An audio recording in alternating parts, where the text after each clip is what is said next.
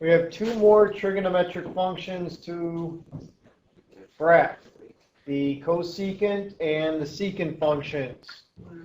The key to understanding how to graph these functions is to remember the relationship that these functions have with the sine and cosine function. Namely, y equals cosecant of x is the same as 1 over sine of x. And y equals secant of x is the same as 1 over cosine of x. What this means for the graphs is that to obtain the graph of y equals cosecant of x, we will first graph y equals sine of x, and then find the reciprocals of the y coordinates on the graph of y equals sine of x, and that will give us the y coordinates on the graph of y equals cosecant of x. So again, because the sine and cosecant functions are reciprocals of each other, we can get the graph of y equals cosecant of x from the graph of y equals sine of x by finding the reciprocals of the y coordinates on the graph of y equals sine of x to give us the y coordinates on the graph of y equals cosecant of x. Of course, visualizing this is a lot easier than hearing my words. And so what you see on the screen in red is the graph of y equals sine of x. Agreed? Yes. And we know that when x is pi over 6, the sine of x is 1/2. Agreed? And therefore, when x is pi over 6, the cosecant is going to have a y coordinate of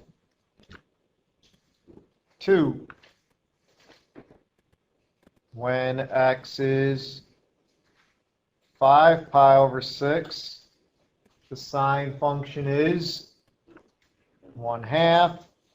And therefore, when x is 5 pi over 6, the cosecant function is going to have a y coordinate of 2.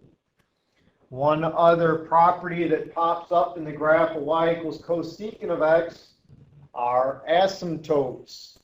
Whenever the sine function is equal to 0, the cosecant function is going to be undefined because 1 divided by 0 is undefined.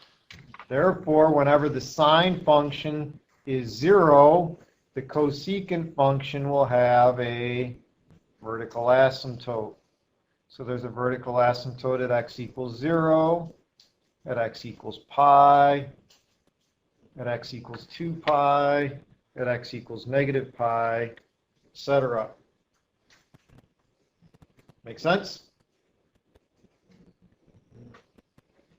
And so you can use that as your starting point to graph any transformation of the cosecant function. Okay, let's do the secant function. You ready? To obtain the graph of y equals secant of x, we recognize that y equals secant of x equals 1 over cosine of x. So we graph in red y equals cosine of x. We find the reciprocals of all the y coordinates on the graph of y equals cosine of x, and we have points on the graph of y equals secant of x. For example, we know that negative pi over 3 comma 1/2 is on the graph of y equals cosine of x. Agreed? Therefore, negative pi over 3 comma 2 is on the graph of y equals secant of x. We know that pi over 3 comma 1/2 is on the graph of y equals cosine of x. Therefore, pi over 3 comma 2 is on the graph of y equals secant of x.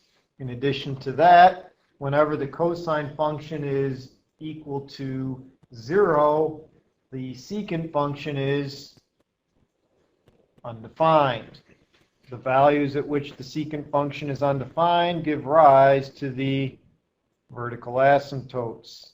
So we have vertical asymptotes at x equals pi over 2, x equals 3 pi over 2, x equals negative pi over 2, and x equals negative 3 pi over 2, etc.